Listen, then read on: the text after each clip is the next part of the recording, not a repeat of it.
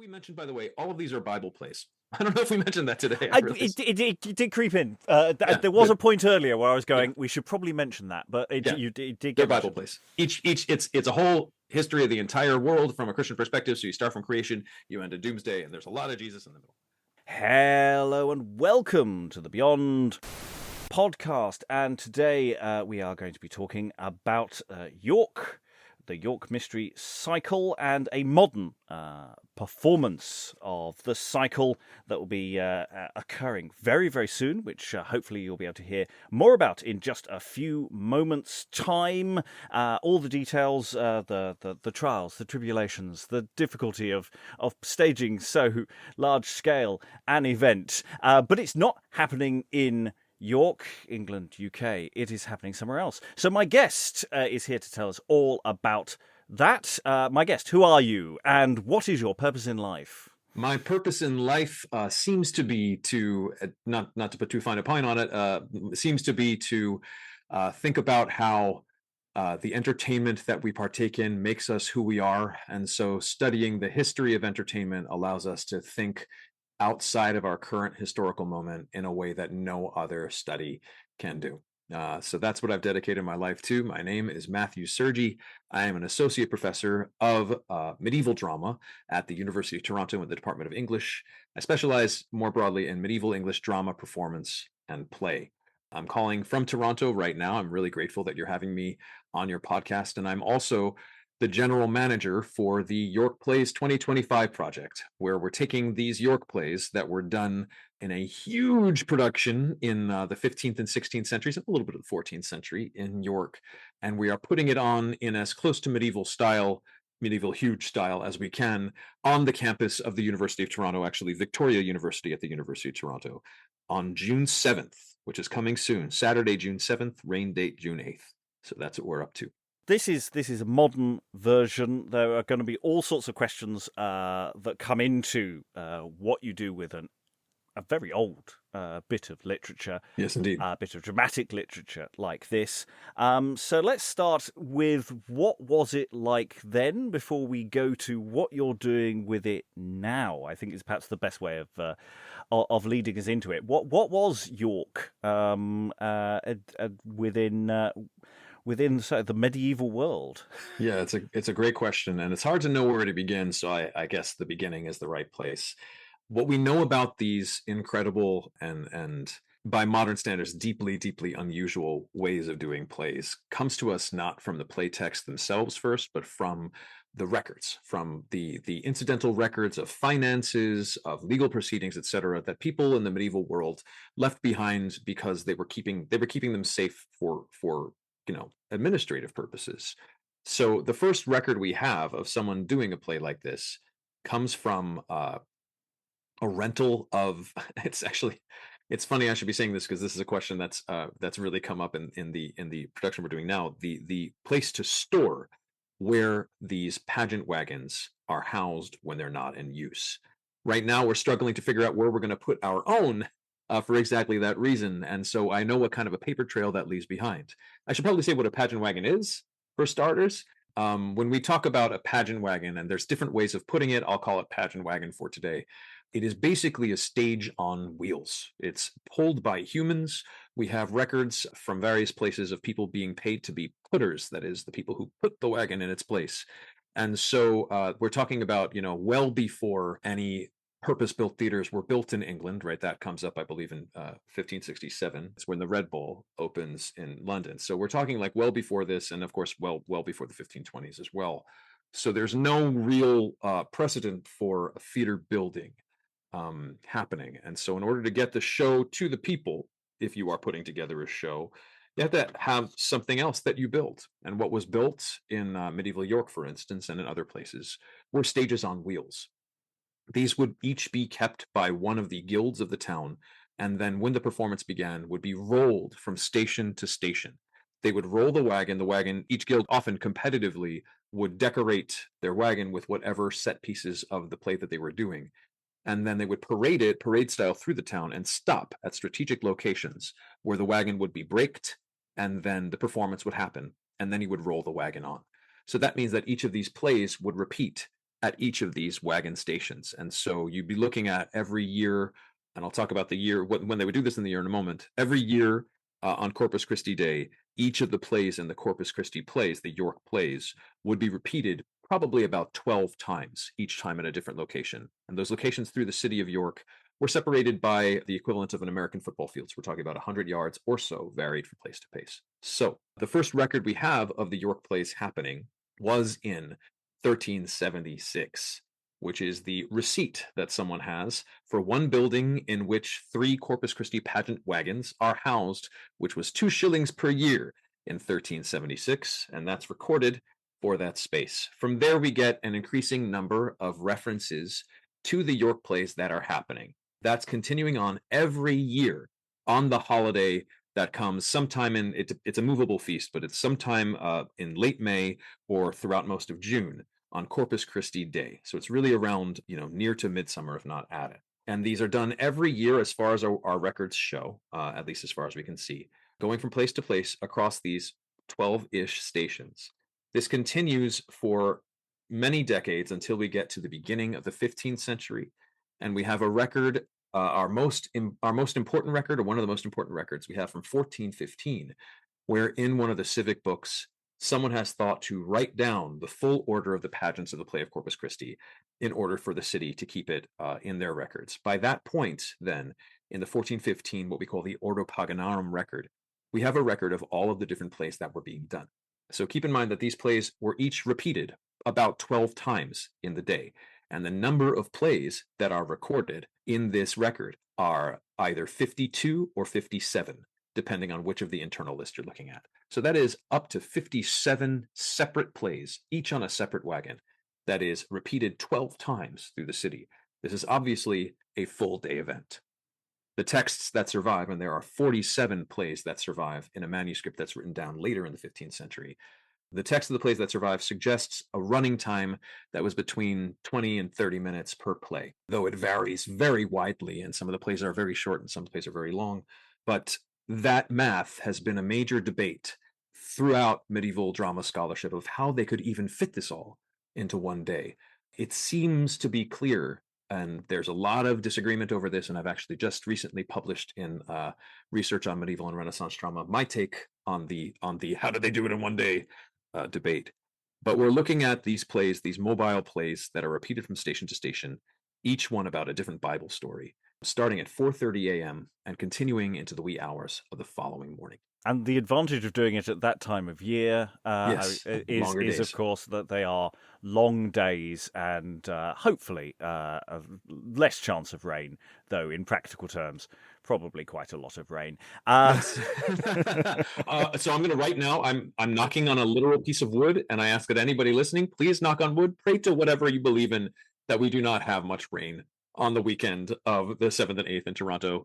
Who knows, but that would really tank things a lot for us. And yes, and touching on your point you were making earlier, and I can't remember if this was all on camera, on mic or before. Yeah. But the practicalities, the physical culture that we're talking about here, of the pageant wagons themselves, but also settings, props, costumes. Yes. All of those elements are a resource that York presumably accumulated and expanded upon over time, had to somehow store, revive, keep turning over, adjust for different, if someone wanted to tweak a play or tweak casting. Exactly. So it's about a continuum.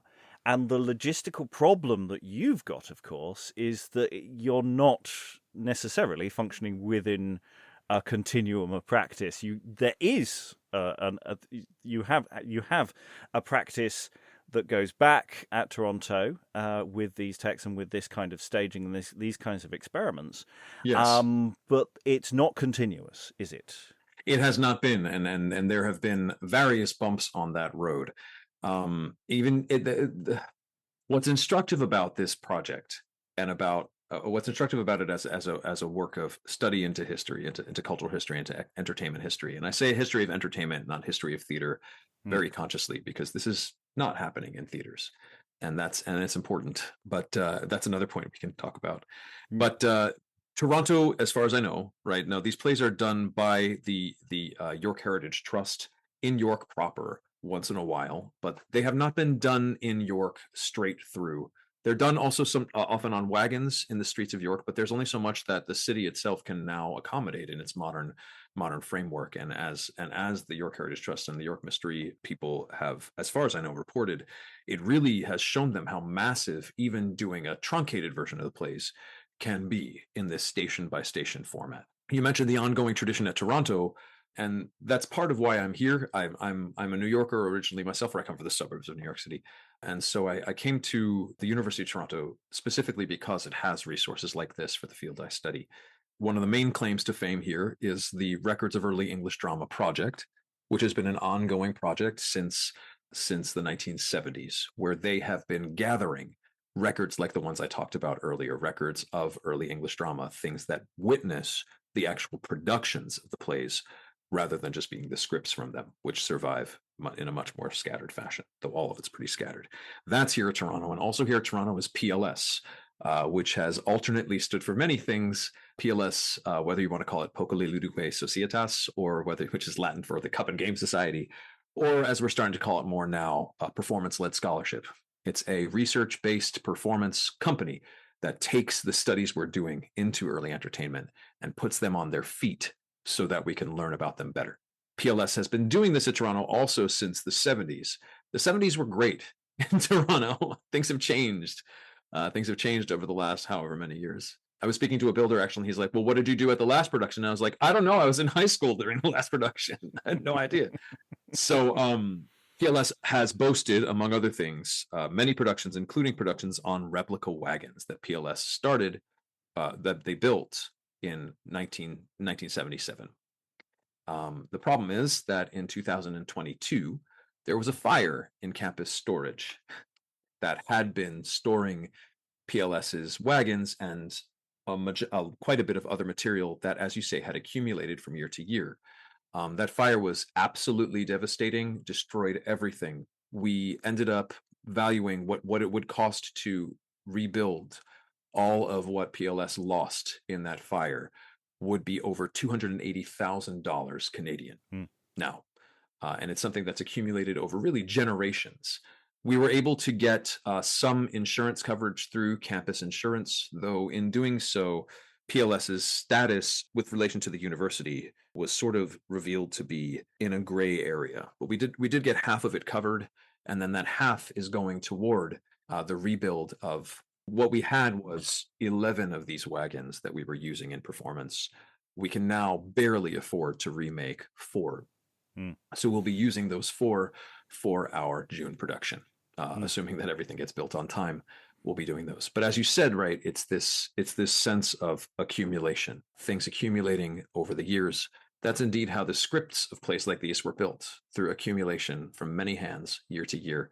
And so it's a really generationally collaborative endeavor. And it's been really informative to participate in that, particularly the fire, to realize how ephemeral even the permanent things can be over that long stretch of time. It humanizes the kind of struggles that you see in the records of early English drama, where they're worried about one issue or another that comes up. You read about these in history books, but you don't experience them as much as we have now. We know what it's like to lose everything and have to rebuild. Yes, because you've got records over time as well, but the actual performance texts are much more fixed in a moment, whereas other mystery cycles, their texts are much more fluid and much more complex. In the sense, you have the advantage of this snapshot. It's a snapshot, of what the drama looked like. 1463, 70-ish, something around there. Yeah, and so that gives you a sort of nice target and a sense of where you are, which sometimes just the pure mass of where, for example, the listeners benefit, a cycle like Chester, which fundamentally changes its USP by going from being a 1-day to a 3-day and then we also can see the textual interventions that happen as the Reformation is coming into play, and it's just like, how do you stage an experiment on that when you're not really sure where you're standing? Yeah. A sidebar to that, because Chester is where I sort of I cut my teeth on the Chester plays. That's my monograph that's out is about Chester. I think that the distance, I mean, definitely as it grew from 1 day to 3 day, that's a big change. But also keep in mind that the 3 day performance at Chester is nowhere near the kind of marathon performances that are happening on a single day at York, right? They're doing, I think it's 996 toward the end, right, of plays. And so that's much more, I think the word is sane, what they're doing over 3 days at Chester. And so the change that happened over time with the Chester plays, because our Chester play texts are mostly, not entirely, late. We do have one play from during the performances, the Antichrist at Chester, which I've written on. I think the distance from, say, the 15th century version to the 16th century version of the Chester plays has been overdetermined somewhat by scholars prior to me. We can see a lot of evidence of attempts to also fix it, and as I've written, there's been for all of the tendency to continually update the plays that did exist, there was also a real strong sense of nostalgia that helped fix the plays, which explains why the one play that we do have from Chester, which is the Antichrist, we have that play from the late 15th century in a standalone copy. That standalone copy differs from the 100 years later copy of the plays in the manuscript, but not by very much, which suggests that there was a real preservationist push to keep the plays unchanging as much as the plays continue to change. So that sort of destabilizes the destabilization theory in some ways, but in ways that make nothing easier. Moving to York, meanwhile, except in one case, we have one copy of all of the plays. There's one play that we have a separate copy of, which I can talk about in a minute. But that copy we call the York Register. That manuscript was copied down sometime between 1463 and 1477, and that's where we get the manuscript of almost all the York plays, with some exceptions. For one thing, we have the Scrivener's Doubting Thomas play, which also survives in a standalone copy from the early 16th century. And again, there's not so much change. There are some small and significant changes, but not that much. So that one's also pre-Reformation. Then we also have the York Register itself, which, as I said, was inscribed 1463 to 77, but has a host. It was a text in use. So it has a wide range of marks and changes that were made to it over time. Probably the most significant change being the insertion of the purification play, the play of Mary's purification, which actually, for that reason, is really a late 16th century version of the play. So that's also shoved in there. Stage directions here and there, little shifts here and there that are made to the manuscript, sometimes recognizable as such, sometimes not as easy to parse, that go through. So even the text that we have, that snapshot, it's an annotated snapshot. It's a snapshot that has sort of been messed with a bit over time itself. Well, it's that continuity question again. Is the reason a text might resist change is, of course, if you've got someone who's always plays X part and they continue playing X part for 20, 30 years, then they're not going to want anyone changing the script because they know the script. Exactly.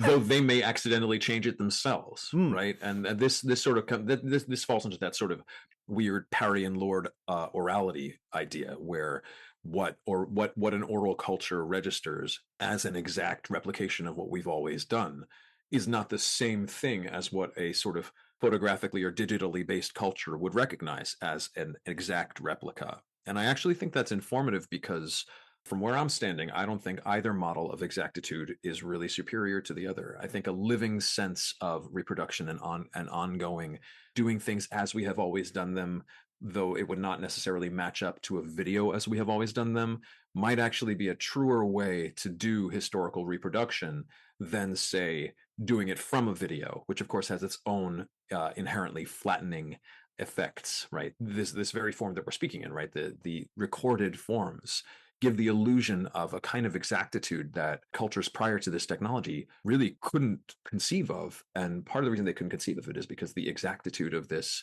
is illusory.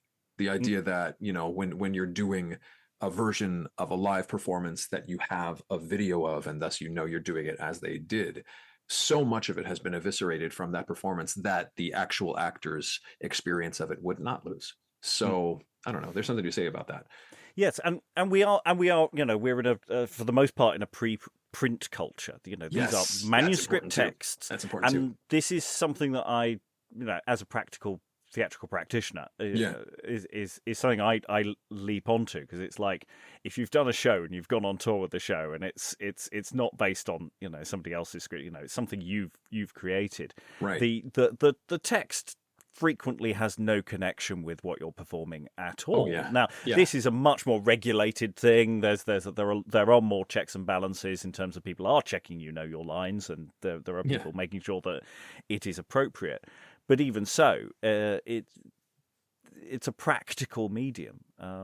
Going back to your point about this isn't theatre in terms of entertainments within a theatre environment. Medieval drama is producing things where they want to, where they think it will work, in ways they think it will work. And I often say to the early modernists, early modern theatre, it's just sort of ossified medieval drama, really. I mean, you've just sort of lost all the originality and thought about, site-specific performance. That's right. I actually really do feel that way.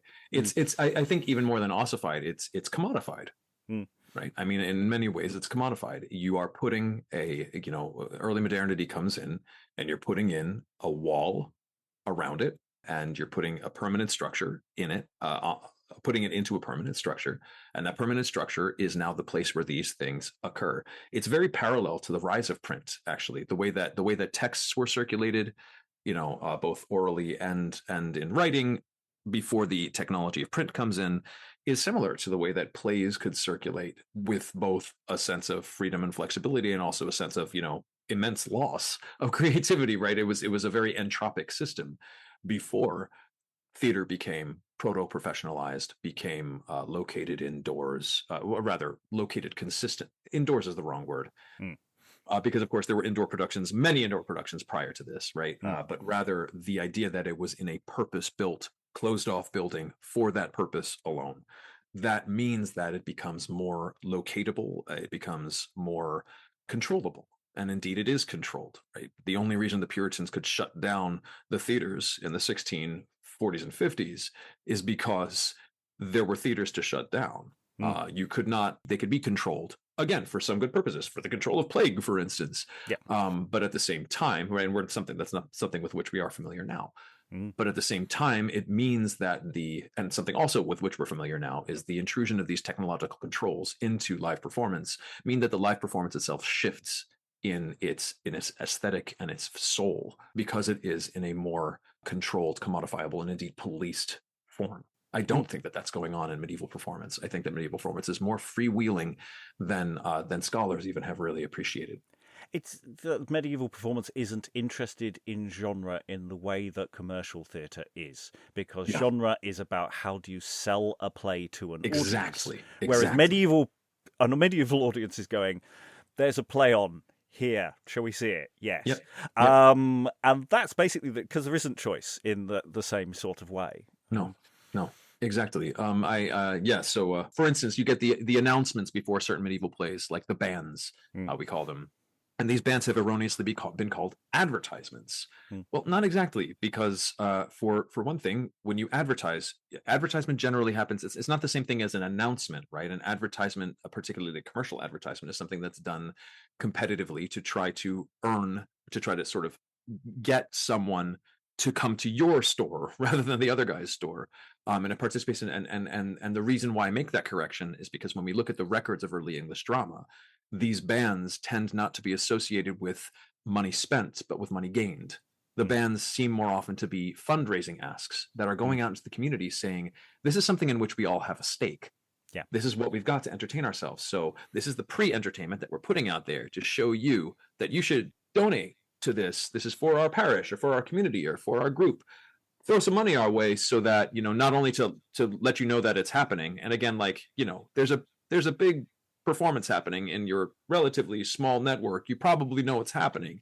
So not only to alert you that it's happening, but also to get people involved as funders, because we talk about consumers, right? And the idea of a commercial consumer is really fundamentally linked to our own, the metaphor is of digestion, right? You consume something that someone else gives to you, you put it in your body, and then you poop out what you don't need. And that's how money is made, right? But the model for medieval performance is more like circulation. The idea that something is moving through and cycling around, and in so doing, it picks up the nutrients and continues and improves the health of the community that way, or the finances of the community that way. More people get involved, they come out, they tend to buy things when they're out. It increases networking. It's a very nice model as well. So, making York happen today. So, it's a scaled project in the sense of, are there specific sort of research aims in terms of trying to, with a project like this, and what you're trying to achieve with the pageant wagons that you've got? Yes, there are specific but manifold research aims. Let me start by saying, just because I feel like I need to say this a lot of times during this interview, the York plays are happening in Toronto. You can go to our website, yorkplays.ca. Speaking of commercialism, but I'm not making any money off of this, right? Though we are raising money. We are raising money for the wagon replacement to recover from the fire and to fund future productions like this. So if you do want to donate to us, we'd greatly appreciate it. You can find links to that through yorkplays.ca as well. And also links to all of this will be in the show description. So yeah, come see it. The performances, just like at York, will start in the early morning. Sunrise is not as early in more southerly Toronto. And so and not only that, but you can't ask actors to show up at 4:30 a.m. anymore. And so we'll be starting at 6 a.m. sharp and continuing probably till after midnight. We're going all day on wagons that we are reconstructing. Anyway, you asked about research goals. The bracket to this is that we have so many different groups involved with the productions coming from all across North America. Each of them has their own goals, and they're bringing that to their plays. We have specifically multiple university groups. So that's Fordham University, CUNY, Brooklyn College, Claremont McKenna College, University of Tennessee, Knoxville, Radford University, Loyola Marymount University. I'm looking at the list. We have Shenandoah University. We have, University of Illinois, Urbana-Champaign. Also, North Park University is involved, and Our Lady Seat of Wisdom College. I think I've named them all. Forgive me if I've forgotten any. All of these are different academic groups. There's not only academic groups, but each of them often has a scholar artist that's involved. And those scholar artists are each investigating their own set of questions. University of Calgary is another scholar who's contributing to this. So, for instance, Professor Jacqueline Jenkins from University of Calgary is particularly interested in understanding how gender plays with Abraham and Isaac stories. And so she is working with the Abraham and Isaac play, and you'll see some of her research questions emerging in that particular production of the plays. Whereas John Sebastian at Loyola Marymount University, his questions have particularly been engaging with music, and also I think with questions about how music and devotion transfers across cultures. So you'll see influences in his Annunciation play and his other plays having to do with the Virgin Mary that draw a lot on music and a lot on influences from non-English sources for music. So everybody brings in their own research. But at the administrative level, we have two main research questions that these plays are at least opening up on the Toronto side. One of them is a straightforward one. It's a question about the wagons. This is being led off by my own research assistant and current master's student at the Center for Medieval Studies here, Arya Kowal, who has been working very diligently with the builder and otherwise to look into both secondary and primary sources about wagons, both at York and places beyond, to try to revise what the wagons looked like in a way that's really, really closely in keeping with the records that we do have, which are sparse, but which are informative. And so she's been doing a lot of cool work there. Since out of fire comes opportunity here, since the wagons do need to be rebuilt. And the old wagons were built with what they had. They were actually decommissioned farm wagons that were built for the purpose. We struck a committee involving scholars new and older, including Alexander F. Johnston and Phil Butterworth. Philip Butterworth is actually a UK scholar as well, and he is incredibly knowledgeable about the practicalities. I'm sure you've come across Philip Butterworth before. Oh, yes. Yes. And so... I'm staring at staging conventions as we speak. Yes, yes. He's a wealth of knowledge, and he's particularly concerned with the authenticity of wagons. So we've been talking about that with him, negotiating with him. He wants our wagons to not be able to turn. For instance, he believes that pudding stangs were used to sort of jimmy the wagon across turns, which then we pitched to our builder, and the builder was like, absolutely not, for safety reasons. So it's been a back and forth, right? And so we're figuring out a way, right? So the final version of these wagons we're trying to build in a way to disable the turning mechanism so that people can, in later years, not at this particular production, practice with that. So we're really trying to lean into this reconstruction of the wagons. Though, of course, there have been hurdles. I can't know for sure the final state of what this research project will look like in June. We're hoping that we'll have at least a replica of the Mercer's wagon from 1433, of which a record survives and was found by Johnston herself. So we'll see. That's sort of what started the Records of Early English Drama project in the first place. So we're really drawing on that. One of the things that has been particularly controversial is the position of the wagons in terms of how they sit in the street. There has been a debate that's been happening. It's actually, from a staging history perspective, it's really pretty fascinating. It's the new thing that has been blowing my mind. This question of end-on or side-on performance. We have these rectangular wagons. We're pretty darn sure they were pretty rectangular because we do have records of care for their wheels, for instance, and we have that at Chester as well. And so we can put together that these were roughly rectangular rather than, say, square wagons, which means one end was longer than the other. There have been various guesses based on the records, but mainly based on the layout of York's medieval streets, which are mostly still relatively intact, and where the wagons would have to go on the path that we know they had to go, about what their dimensions would be. There's a short end and a long end. The short end has generally been assumed to be around 6 feet, give or take more, but 6 feet seems to be what people have settled on. And the long end has been guessed at, I think, we're using 10 feet. Some people have guessed 12. Some people have guessed a little shorter, but I think 6 by 10 is safe. So we're using a 6 by 10 model. So that seems pretty straightforward. But the question is, which side is downstage? Mm-hmm. And I was assuming myself, because I have a background in theater, and I use that word consciously, right? My background is in theater, and when I have a box that I'm playing in, the long side is downstage because you have more staging area that way, of course. But when you're in a crowded street and you're pulling the wagon along, how do you then maneuver the wagon so that that downstage side plays to somebody more than just the crowd that could sort of squeeze in between the buildings on the opposite side of the street, which sometimes is quite tight, and the end of the wagon?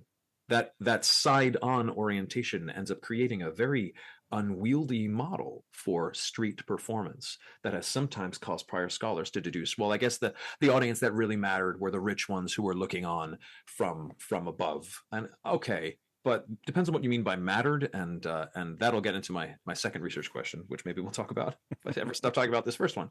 But anyway, with Aria's help and drawing on the work of Meg Twycross, has made the case that really the end-on arrangement, the idea that you pull up the wagon in the street and the direction that the wagon was traveling is downstage, shifts your understanding of what it means to play on these wagons and play in the street drastically. It means that all of these plays are plays of depth in a way that we're not used to, that they're playing with the street, that they're truly site-specific in a way that doesn't cut against the flow, but rather uses the flow of the street.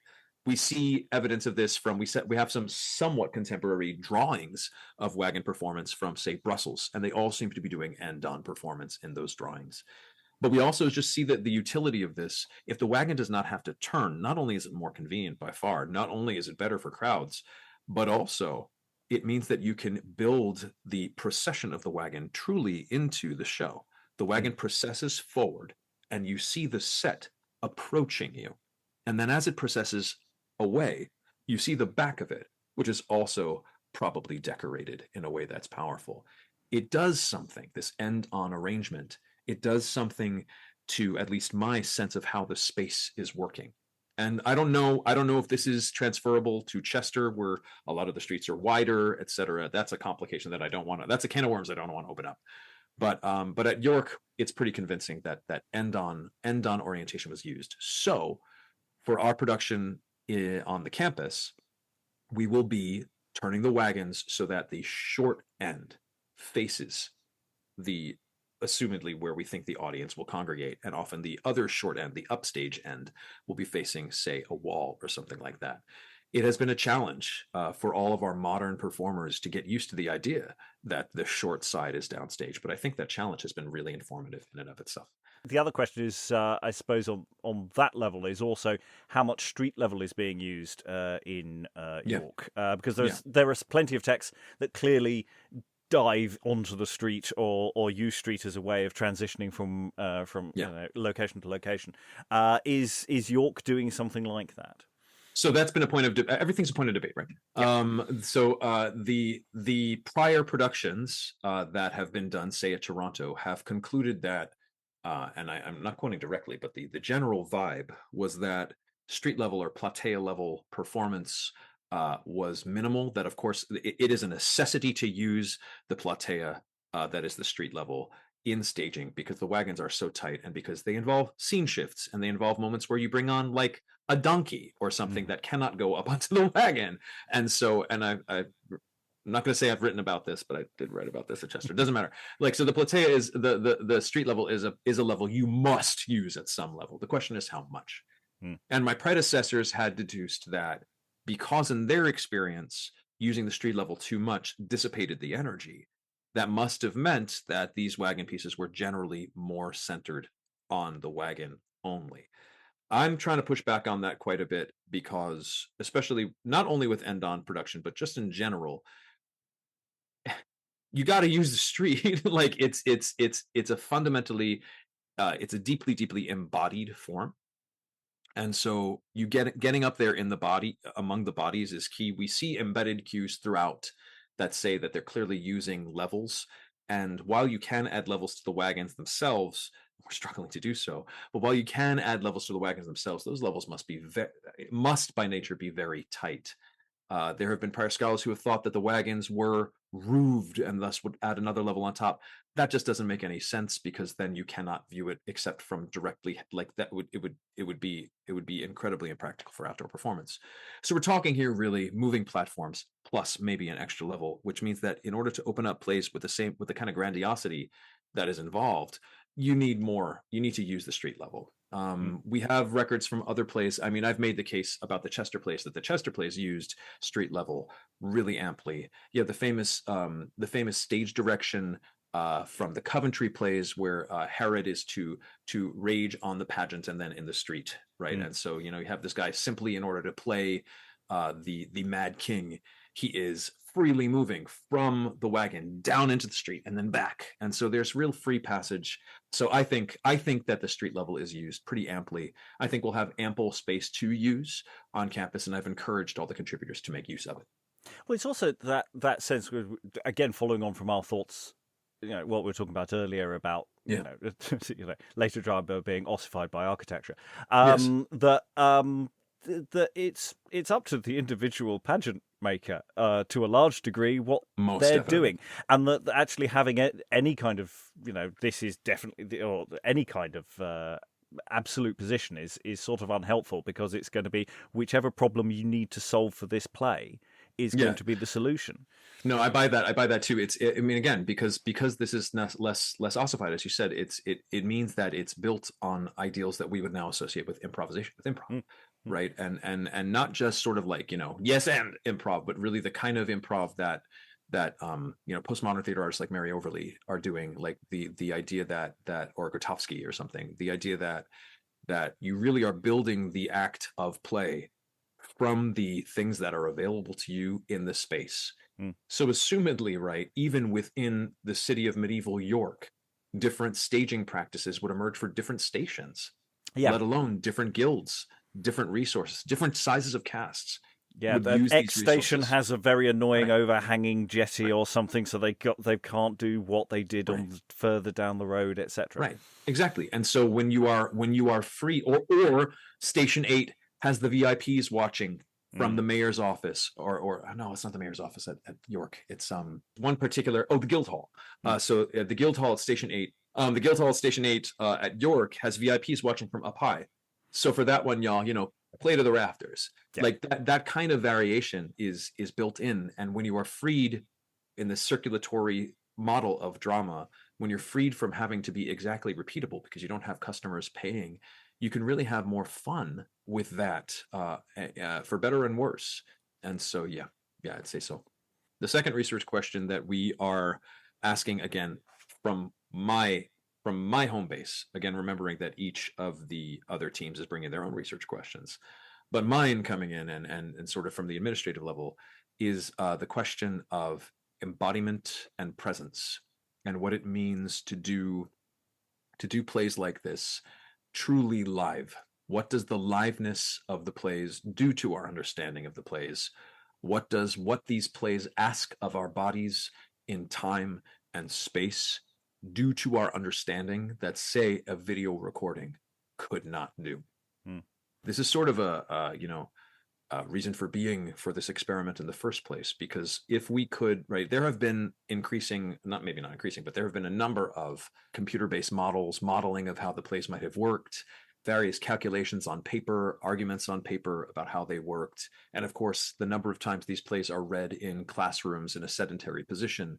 What is it about this immense effort that we're putting in that teaches us something and offers us something that none of those other media can? So that research question, the why we're doing this, has been key for me.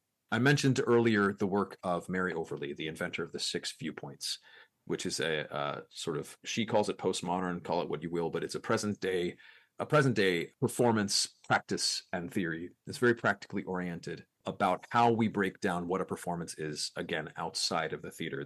She's one of many postmodern, anti-modern performance makers that, in pushing against modern traditions, has in some ways replicated what pre-modernity looked like to me. Grotowski is another big one. So in turning to her work with presence and with body and with space, and in turning to Grotowski's work, the via negativa, things like this, we're starting to ask questions at the scholarly level about what do we have to do to our own sense of perception in order to actually activate the exercise that we're doing to truly unlock something that we could not know through other media. And it's a really difficult question to ask. So these are questions that are primarily being asked by me in my work, and then by Professor Andrew Albin at Fordham University and Professor Lauren Mancia at CUNY Brooklyn College. All three of us have been working together on this, taking viewpoints classes, et cetera, for a couple of years now, to try to formulate how this question relates to the study of the past. And we did a very strange and very well received panel at the Medieval Academy of America meeting at Harvard, the centennial meeting of the Medieval Academy of America, as a panel really just last month, where each of us honed in on some element of our various fields of study that can only be understood by doing, and that simply talking about distorts. Lauren Mancia, she for instance looked at all the scholarly ways that monastic practices of foot washing, right, the foot washing ritual that was done by monks, has been talked about and analyzed, and pointed out what they missed, and then literally took out basins and washed the feet of attendees at the panel. It was incredibly vulnerable, incredibly moving. Andrew, who focuses on music as well, he did an exercise with the sonority of manuscripts by bringing us all into the making of sounds. And for my part, I did a monologue at that academic panel, which was a very vulnerable thing to do in the first place. But what I did was I honed in on the Overly work to try to, I basically did this monologue that Jesus says, where Jesus in the Doubting Thomas play, he appears to all the other apostles first. He appears to the apostles, and much as happens in Luke, I think, he scares the shit out of the apostles. Oh, can I curse? Can I cuss in these? Yeah, that's fine. It's okay? Okay. That one's okay. Okay, great. So he scares the shit out of the apostles. They see him. They just watched him horribly killed. He appears to them with his wound still bleeding, and they go, "Oh my God, a ghost!" Right? And that happens in the Bible too. They get scared, and so he has to prove to them, "I'm not a ghost. I'm the incarnation. As I promised you, I'm the incarnation of my. I'm here. This is my body." And so in Scripture, he says, "Handle me, see me, handle and see that I'm really here. And if you don't believe that, I'll eat with you too." And I've already written a bit about how the eating also is deeply humanizing, and the eating would really be done on stage, the wagon stage, that is. But this touching moment at York, Jesus takes that call to actually touch his body and repeats it 3 times in the space of 8 lines. He says, "Gropes me, no, grasp me now," or actually grope me now, though without the sense of like non-consensual touching. It didn't have that sense back then, but it did have the sense of caress, right? Grope had the sense of caress, of touch, of grasp, of wrestle with, in the sense of like wrestling with an idea, like I'm groping with the idea, right? Grappling with the idea. And so he is saying, in order to grasp what I am, touch my body. And they take this biblical command that's in the imperative in the Latin Vulgate, and they repeat it in different wording 3 times over and over and over again. And it's quite powerful when any actor does it, right? Because it's like, oh yeah, the actor's body is there. Congratulations. But is that an experience you could just as easily have by watching a YouTube video of the actor doing it? Fine. But when then you drop into presence, when you go away from the sort of like presentational commercial style and you deliver the monologue with the kind of presence work that Overly and Grotowski work on, the idea of not masking the truth of the actor's body or the truth of the actor's emotions through a character, but rather being in propria persona, being really there and yourself, as Sharon Anson-Lahavi and others have written, was what the York players would have been doing. They wouldn't have been trying to convince someone that they were also Jesus, just like the 15 other Jesuses that had come on prior wagons. This is how Jim the carpenter is Jesus. And he is him. And when you drop into that sense of presence, actually not just look at people, not just look at them in the eye, but check in with the fact that, like, I'm Matt, I'm here. When you deliver that same speech, that's when you say, grope me now, grasp me, someone reaches out and touches your hand. Because it matters that you're there, because televisual media cannot replicate touch. And an entire play festival called Corpus Christi, that's based on the actual body of the God that they believed in, turns on the idea that our bodies being present together, whether or not we're actually physically touching them or just aware of their tangibility through a physical proprioception, is fundamental to the art form in a way that proscenium-based theater is not, and certainly in a way that televisual media is not. There are boundaries. There's no fourth wall to break. That's beyond, like, there's no walls. No. It's rather in and of people. And so in recreating that, it's not simply a matter of, oh, stick it on present day actors and they'll just do it, because present day actors are present day everybody. Our imaginations have been so overtaken by televisual media that we will put anything and everything in a box if given the opportunity. We have to be challenged out of it. And so we've been working with techniques and questions that open up how to make your body and yourself and your soul really there when you do this stuff in an honest and not annoying way. You know, we're not like offering the possibility of real communion and real community, not just a rehearsal of it or a simulation of it when we do this. We've been challenging our various contributing groups in sort of semi-annoying ways to think about these questions throughout their rehearsal processes. It was on a similar but different element in the sense of the endurance event of it all. So I was in Oxford this last weekend where they were doing their mystery plays, which is a very different scale and kind of event. But you're still there for 6-7 hours on your feet. Watching what's happening, and you get to the end, you're absolutely knackered. And the actors for this kind of exercise would also be, because they're performing all day.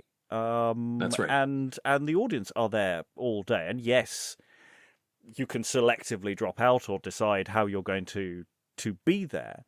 But in theory, you have this endurance exercise that you have to go through to experience this work in a way that, again, other kinds of media don't tend to do in this fashion.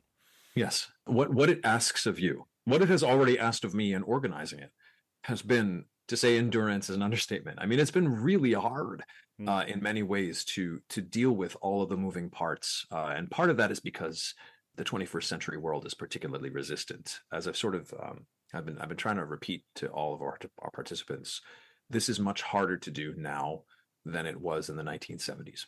In the 1970s, one classic example is that the 1977 production of the York plays, also on the Toronto campus, they got rained out, right? It started pouring rain during the Noah play, which is kind of amazing. But anyway, got rained out in the Noah play. And so what they did was they just move the whole thing indoors. By which I mean I believe they took a whole wagon stage into the Convocation Hall on the University of Toronto campus, which is a massive, deeply expensive indoor space on Toronto's campus. Someone just let them in. Someone knew somebody. They knocked. They went in with their wet selves, sat their wet asses down, and continued on. And were disappointed, right? Because they didn't get to do the processional thing they had planned until it let up. But they did it there. I look back at accounts of that production and I go, in what universe would a university allow you to just walk in to their most prestigious, biggest, most expensive space and be like, oh yeah, no one's using it, go ahead. Like, that is inconceivable today. In fact, we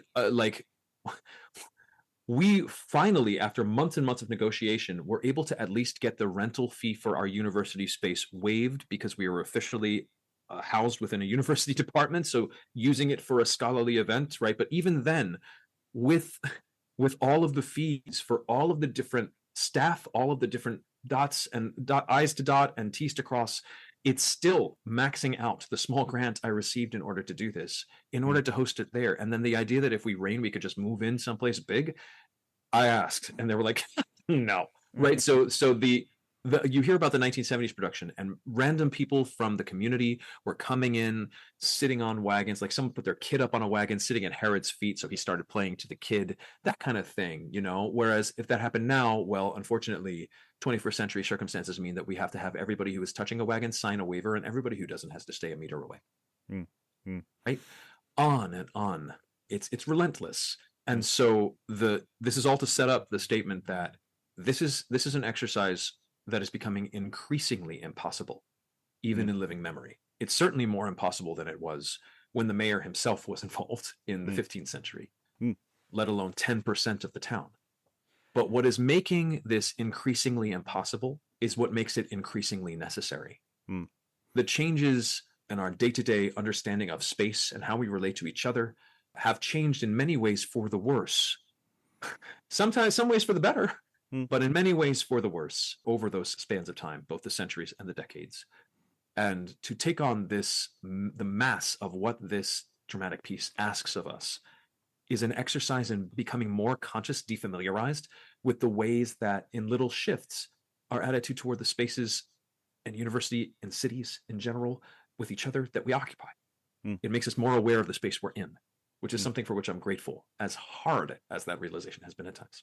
Following on from your thought there about how difficult it is to put this on, without the momentum and without the sort of ongoing sort of infrastructure that a cycle in the past would have had, it speaks also to how the end of mystery cycles, how that end functions, because you only need to not do it a couple of years. You only need that injunction to last a bit for it to become increasingly hard. And so, because there's lots of discussion about, how did that end come about and what was the primary driver? But I've always seen it as sort of a series of incentives and disincentives. There comes a point when the disincentives just get so high. And a lot of those are pragmatic, I think. I mean, at York, that's the case. At Chester, people were still so gung-ho about it that they had to just officially get an inhibition from the Archbishop. The people of Chester still did it legally twice after it was prohibited, and so that was when the mayor himself was called to the Star Chamber, had to report to the Privy Council, and was prosecuted by London authorities. I mean, that's like shutting the place down in Chester was a matter of just genuinely policing entertainment as a way of bringing forth what James Simpson calls a cultural revolution in the Reformation. Like that's for sure. At York, I think you're right. I think it's a mix of factors, definitely.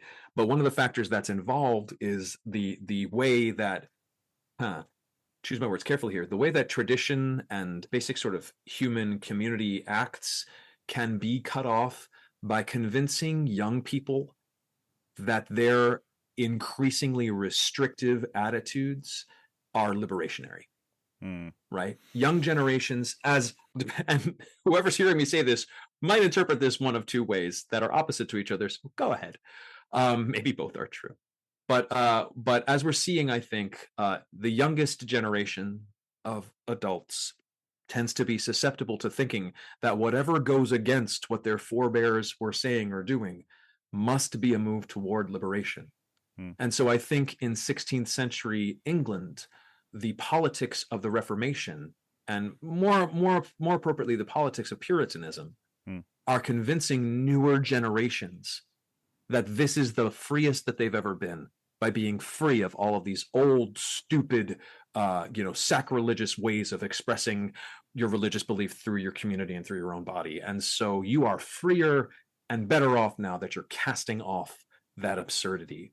And absurdity is indeed what one of the Puritan protesters in Chester called it, right? The absurdities of interpreting the Bible in this way. It doesn't say that in the Bible. Look at what I've written in print, right? And print's coming out gives us this sense that repeatability is a different kind of thing.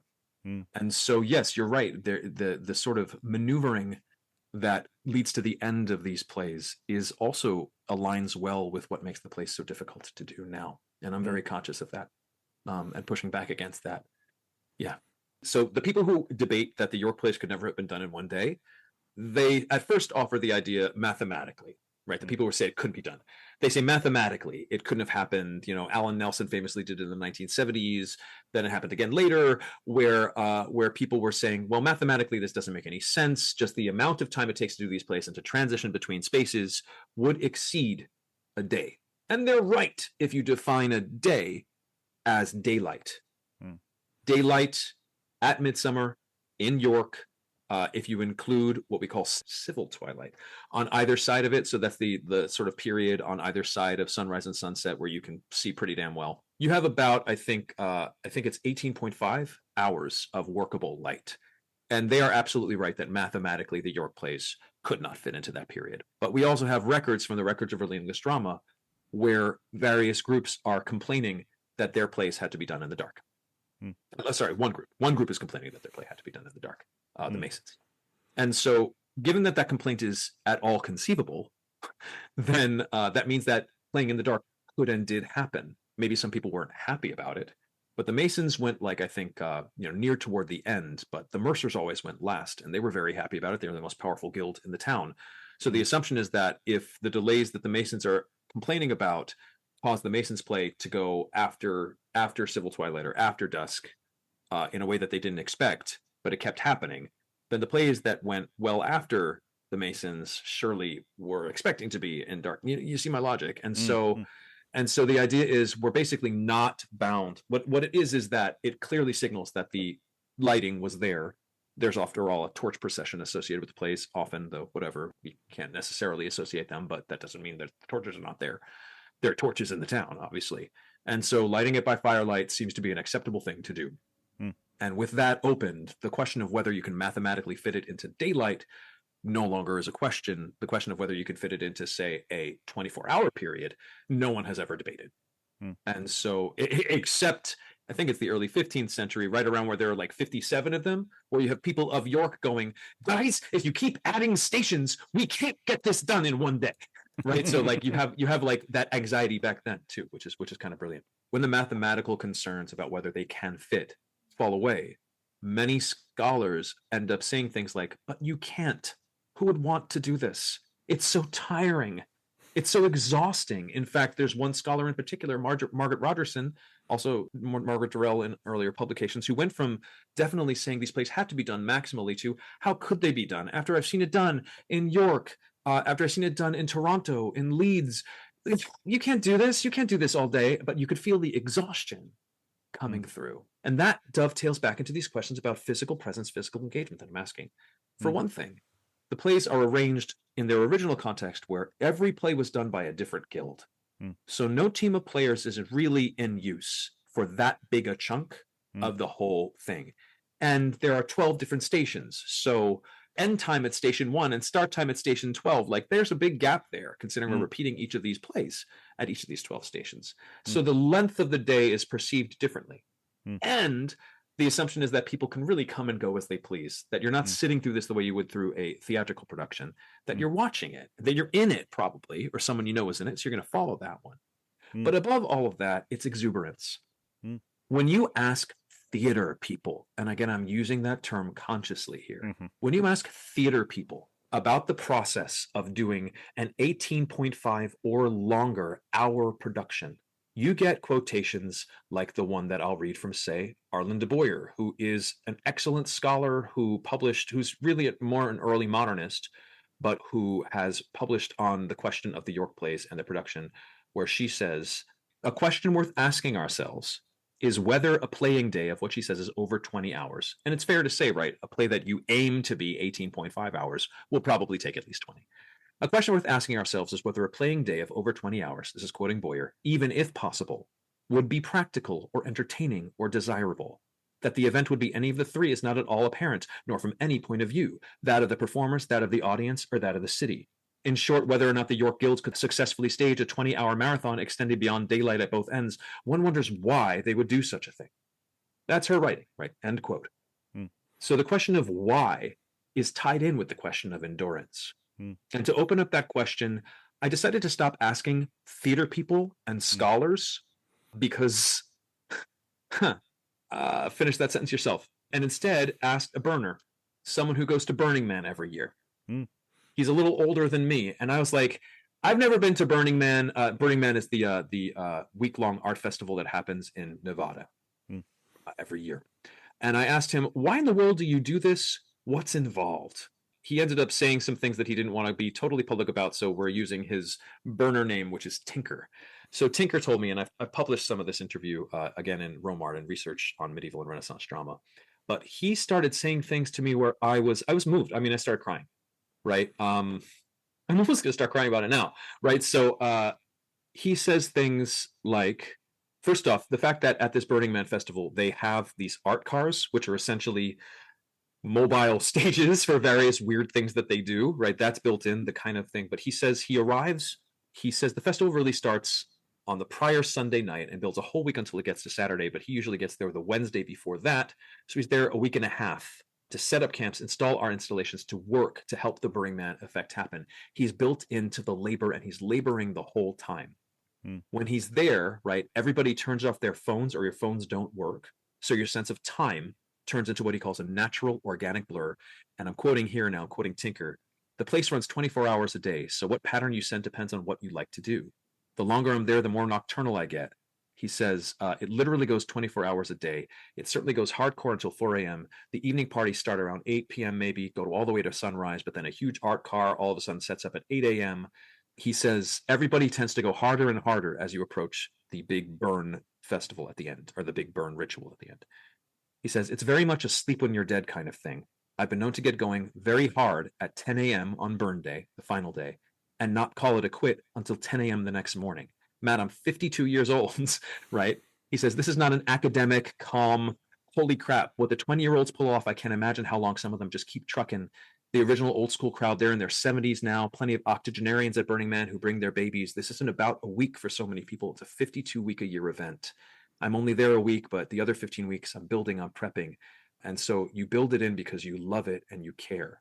When I asked him what Boyer asked, which is, why would you do such a thing? Why? Why would you keep running hard for an arts festival for 24 hours in your early 50s? He said something that really moved me. I said, why would you stay up all night? Why would you keep going? He said, because it ends on Monday. You know, this is me quoting him. You only get so much time there, so you sleep when you're dead. There's so much to do, so much going on. For me, it is quality time with some of my favorite people. It's the only time I ever see them. So especially as you pull into the end, as soon as someone comes up with another suggestion of something fun to do, why would you go to sleep? There are just too many entertaining options that are all going to completely stop existing the moment they close the gate. So if someone gives you Disney World all to yourself and the lines are gone, that's not the day you take a nap. That's the day you power ride until you can't walk anymore. And for me, it's just about getting every drop you can out of the tank. End quote. So that brings up two questions. One is the question of seeing people for the only time in year. And you would think, oh, you see all these people in York all the time. Not so. Lots of tourists are coming to York for this event. And we have records of specific people concerned about making sure everybody can see the plays because people have come so far to see this. And also what he says about expending the tank, what drives Tinker is that he loves it, is that he's having fun, is that he cares so much about it and he has waited all year for it to happen. Well, that's the same thing that's causing people in the early 15th century to add random stations when it's already so exhausting. And it's something that thus far, it seems, none of our reconstructions have really grasped that it has to make, in order to make sense, you have to be present and yourself and really be having a genuinely good time in order to justify what you're doing, or else there's no point. Yeah. And so you get stamina from that. Yeah, and the this. So I had a very naughty thought there just about academics and stamina. I'm just thinking, have you not been to a conference before? Hey.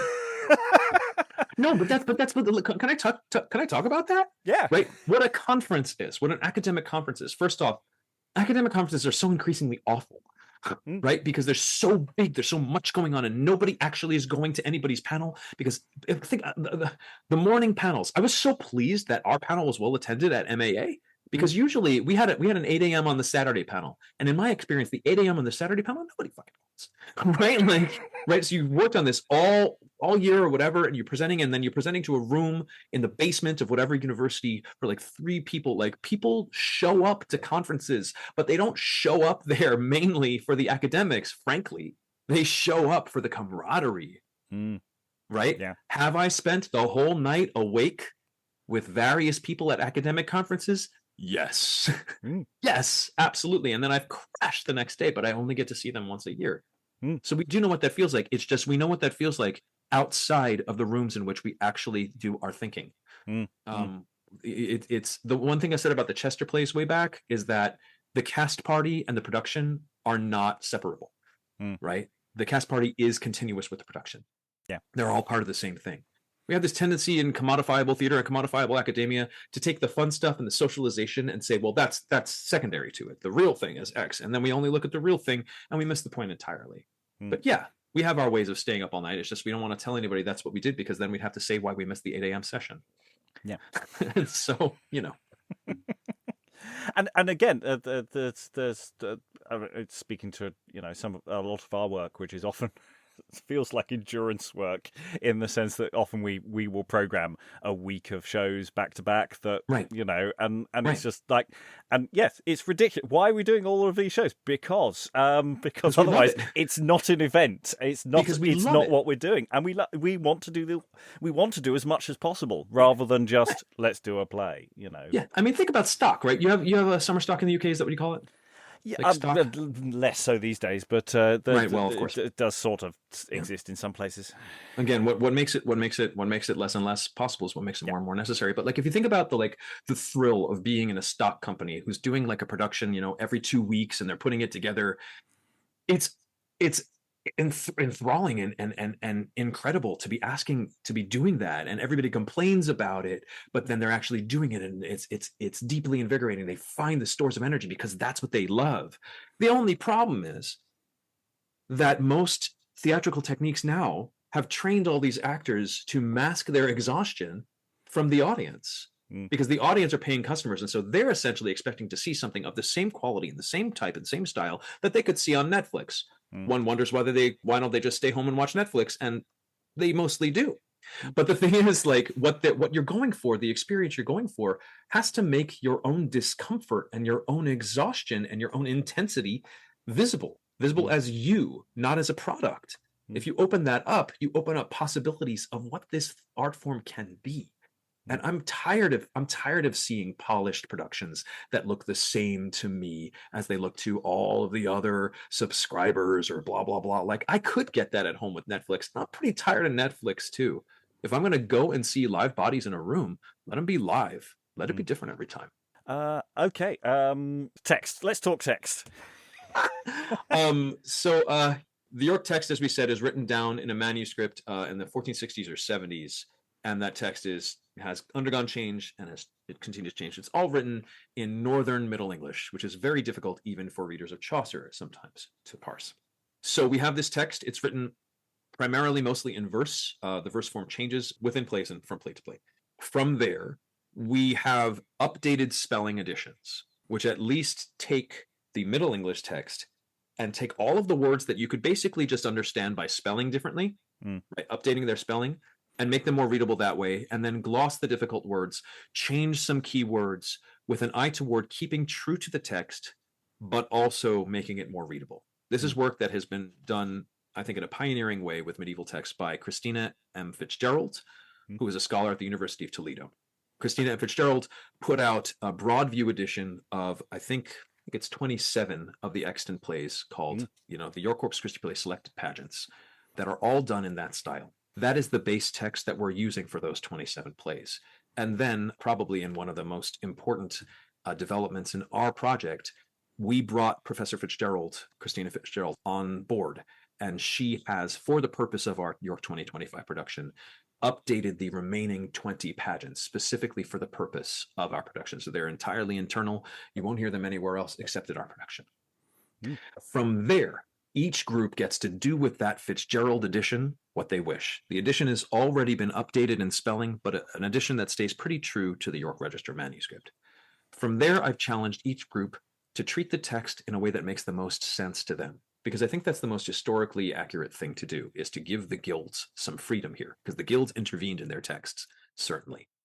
And so what I've challenged each group to do is to either just do the Fitzgerald text as is, but to do so in a way that is understandable and, reachable by the audience, or to update it further into modern language that makes sense to them, while following a set of rules that make sure that they're still saying what's in the text.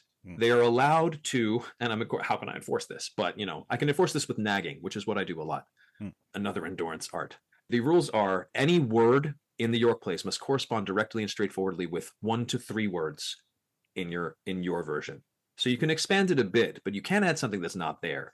So for instance, I don't know, if I wanted to say, God, and I instead said the big guy, or the big boss, or something like that, right? Much like what Marina Devana Headley does with Beowulf.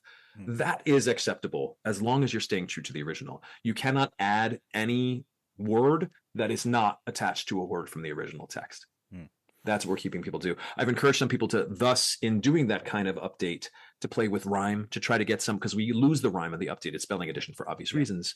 And so, at least in the text that I've had more direct contact with, I've tried to squeeze the text around, update it to a degree where I can recreate rhymes that are audible. So some of the plays will be doing that. Each of the plays will be doing something different. A lot of them will just be using the Fitzgerald updated spelling edition straight.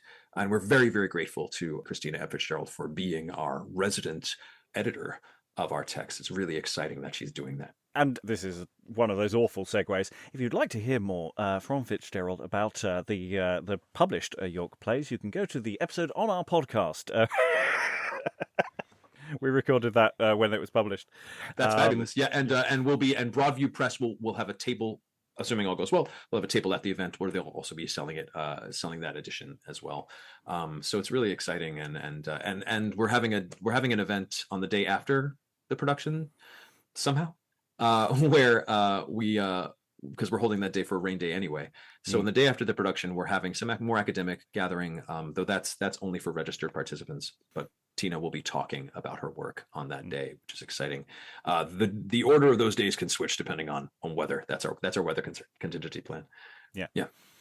All right, so we talked about text. Yeah, we did talk about text. Because it's like we've had such a really, really nice discussion. It's like every so often I go back to a talking point and I just go, that feels a bit basic. So I think we can wrap up. Do you have any sort of final thoughts about what your final hopes for this beyond surviving? I know, it's so funny. There's such a you said surviving, right? And I think when you said surviving, I think you mean simultaneously like, how can we make sure no one dies on day of? And how can I make sure I don't have like a pulmonary event in organizing it leading up? And there's been this sort of way, like increasingly people are just naturally, with knowing that I'm organizing this event, will end emails with, and I hope you're okay out there. I hope you're holding up well. I hope you there's this sense of like concern for my health and sanity, which is completely founded. Though I've been trying not to kvetch that much about it, because I think it's important to stay positive and it's important to do this. So I think how that ties in is this production. My hope is that it generates energy rather than draining it. I hope it generates more energy than it drains. I'm sorry, generates more energy than it drains. So that energy, and I don't say that in a woo way, I say that in a like literal, like what inspires you to continue to do. I really hope that this event, for all of its participants, and indeed for attendees who are not participants, generates a desire to continue to do and to know by doing. Rather than just read, definitely rather than just watch. I hope that this generates a desire for people to start to explore what entertainment, public entertainment can be, to at least help the stranglehold that the televisual has on our collective imagination, to at least put a little crack in it, so that people are more inclined to go see and mainly to create for themselves a version of play and dramatic play that can break out of the box, that can do more. I really, really hope that the participants, this is my main hope, I hope that the various participants in York 2025 will continue to do things, both with us at PLS in Toronto and also at all of their home bases. I hope that this generates more performance. Medieval performance, as I'm sure your listeners know, was often striking in its scale. It was occasional, so it happened either really big or really small, or anywhere in between. It was something that you could just throw down and do like a basketball game. Which is why so few texts survive, because you don't save the papers from your basketball game that you write down your strategy on or something. I don't know. I'm not really a sports guy. And so, right, unless you're saving it for souvenirs. And so a pickup game of drama is what it was in the medieval period, and what we could use a whole lot more of right now. And so I'm hoping that this generates new productions, new collaborations at multiple levels, that people are inspired by it, to stop saying, how could they do it? It's so exhausting. And to start saying, I want more because I love it. Because I do. I hope you will too. Yes, because there is good exhaustion as well as bad. There is that sense of you've collapsed the following day, but you're going, God, it was good. Yeah. Imagine a life. I mean, we're both theater people. Imagine a life lived without ever doing something that you love so much that it exhausts you. Imagine a life lived without doing that at least once a year. The people in York would not have known that life. I think more people should know it. It's worth it. So, if you are free on Saturday, the 7th of June, 2025, I will repeat the year for future listeners to the podcast, 2025. Do go and catch these mystery plays either on the Saturday or on the Sunday in the event of rain. All the details will be in our show description and are imminently Googleable, or other search engines are available. You can take this as an example as well, just following on from your thought. It's everything that we do is about that thing of going, well, we've done it, well, you do it. You can, and talking about scalable, just stepping sideways to morality plays. You can do with a couple of people, mundus et infants, or you can get a few dozen people together and do the Castle of Perseverance. You can do a small text or a large text. You can engage with it. Hopefully, between all of the various institutions around the world who are doing this kind of work. There are inns for you to pick up a thread and take it, and take it where you want to take it as well. We're not trying to be prescriptive about how you should work. That's my moral for the end. Of this. Know by doing. Thank you so much, my wonderful guest, for being wonderful. Thank you very much, and goodbye. Yeah, farewell to you. Thank you very much.